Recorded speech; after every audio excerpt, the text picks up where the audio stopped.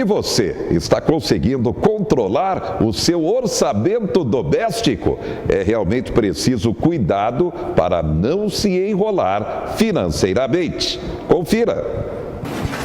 Valéria é quem cuida do bolo do orçamento doméstico. Por isso, precisa estar sempre atenta para não ter buracos nas finanças da família. Buraco só no bolo. Só no bolo. As faturas e boletos para pagar ficam todos numa pasta e as compras parceladas anotadas num caderno.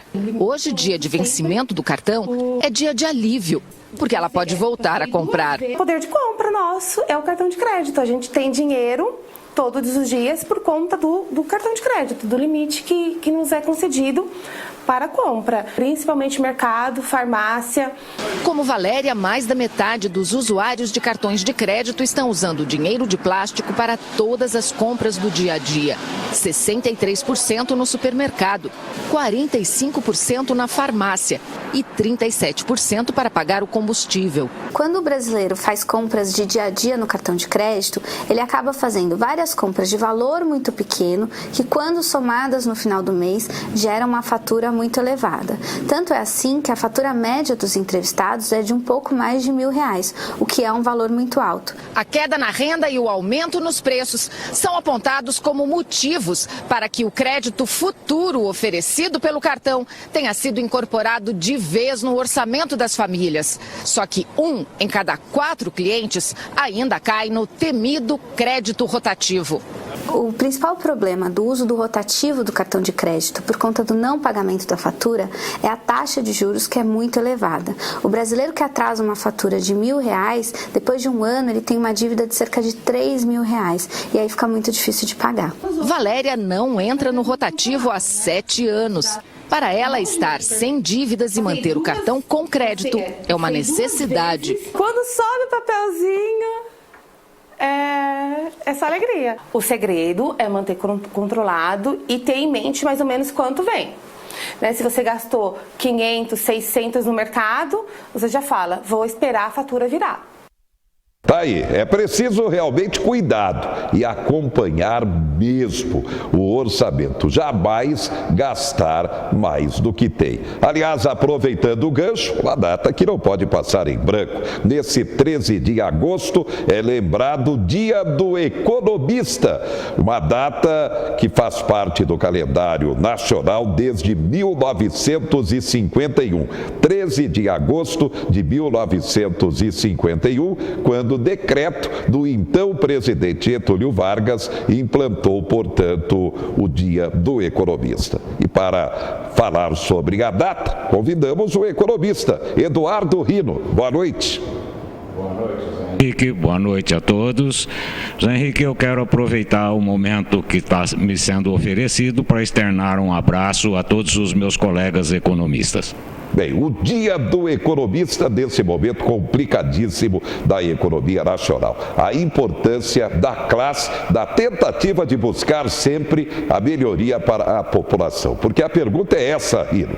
O Brasil é até a 10ª maior economia do mundo. Agora, por que a população não vive bem no Brasil? Pelo menos a maioria. Zé Henrique, o pressuposto primeiro do economista é ele verificar a escassez e tentar fazer a distribuição igualmente a todos. Só que o profissional na área de economia, ele nunca é a palavra final. Nós já tivemos alguns enganos em anos atrás, onde os colegas começaram a achar que eram adivinhos para poder prever inflação naquela época de inflação alta e acabou queimando um pouco a profissão. Nós, enquanto profissionais da área de economia, fazemos a análise e propomos àqueles que têm poder de decisão, seja políticos, seja os empresários, né, que eles escolham uma das alternativas. Então, tudo que a gente propõe em cenários. O cenário ideal, um cenário pessimista e um cenário otimista. E explicando quais seriam as consequências de cada uma dessas alternativas alternativas oferecidas para a tomada de decisão. E o que nós tivemos nos últimos anos, justamente, foi a escolha pior desse cenário e que levou a gente a essa situação de um déficit orçamentário, quer dizer, traduzindo isso para um linguajar nosso, como acabamos de ver a matéria com relação do orçamento familiar. O orçamento da nossa nação extrapolou, ele entrou no cheque especial e tem uma dívida monstruosa para ser resolvida. Então, isso tudo são medidas adotadas pelos dirigentes, presidente da República, governadores e prefeitos, erroneamente daquilo que lhe foi oferecido como uma alternativa para que a situação da população não fosse tão afetada. Bem, campanha eleitoral. Começa quinta-feira, promessas serão muitas para melhorar a economia do país, para a extensão à população. E aí, Rino, sua expectativa como economista no dia do economista? José Henrique, o que a gente espera são que os economistas que estão sendo anunciados pelos candidatos à presidência da República acabem os seus planos de governo para o país e não para o partido, como a gente tem aí nas últimas décadas, somente planos políticos e não um plano governamental para a nação. E que esse candidato, ao se comunicar o que ele vai fazer, que ele explique certinho para que toda a população possa saber de fato e depois vir a cobrar. Como é que ele vai terminar com o déficit? Quais são as ações que precisam ser feitas? Como é que ele vai fazer para enfrentar essa crise orçamentária que ele vai pegar agora, tendo em vista que o Congresso aprovou antes do recesso mais uma série de gastos para quem vem assumir em 1º de janeiro do ano que vem a presidência da República. Então a gente precisa estar acompanhando o que os candidatos de fato vão propor e de que forma eles pretendem alcançar esses objetivos para que a gente possa então ter condições. E um aspecto muito importante, temos que ver aqueles candidatos que querem logo no início ter uma reforma tributária nesse país. Eu digo, a reforma teria que ser na forma de uma simplificação pelo rombo orçamentário que o país passa, mas nós temos que ter uma reforma previdenciária. Existe muitas pessoas contradizendo o que está se propondo, mas é uma realidade muito grande que todos os presidentes que passaram depois do governo nosso militar, nenhum deles tomou a iniciativa de propor as mudanças consecutivas. E dentro dessa reforma tributária tem que ter uma igualdade entre quem é funcionário público, que é hoje chamado de servidor público, e nós, réis mortais, que não somos servidores públicos. A Constituição diz que todos somos iguais perante a lei. Então, as medidas de contenção têm que começar com propostas e não venham com a falácia, como a gente já escutou muito, que os servidores públicos têm direito adquirido. Direito adquirido temos todos nós, os brasileiros, e aqueles que não são servidores são sempre os que pagam a conta. Então, nós temos que estar atento a todas essas medidas para que a gente possa incorrer no menor risco possível. Bem, como fazer a população acreditar nas reformas? A trabalhista, recentemente aprovada e colocada em prática, não surtiu o efeito prometido de imediato pelo próprio presidente Temer. Rino. José Henrique, aí ela foi um pouco prejudicada pelo descrédito do atual presidente, pelos processos do qual ele está sendo vítima, né? Ou participa, coautor, a gente não sabe, e com isso o governo parou as suas iniciativas e parou as regulamentações necessárias, e o descrédito nessa situação política do nosso país fez com que os empresários deixassem de investir como achávamos que iria haver um investimento grande depois dessas propostas. E com isso, o não investimento não surtiu os efeitos esperados. Bem, o medo do brasileiro da atualidade, exatamente o emprego. E espera-se a recuperação pós-eleição o mais rapidamente possível, é claro, gradativamente, da economia. Seu comentário final à véspera do início da campanha eleitoral. Rino. José Henrique, é aquele que, de fato, cumprir o que prometeu ao ser eleito, ele deverá ter já os projetos encaminhados ao Congresso para que a gente possa voltar a ter paulatinamente um crescimento na nossa economia e, com a consequência, contratação de novos trabalhadores. Um dos aspectos que mais emprego é a construção civil e que ela hoje está aí por falta de recursos, por falta de medo da população de assumir compromissos de longo prazo, por falta de credibilidade nos nossos políticos e nas autoridades constituídas do país.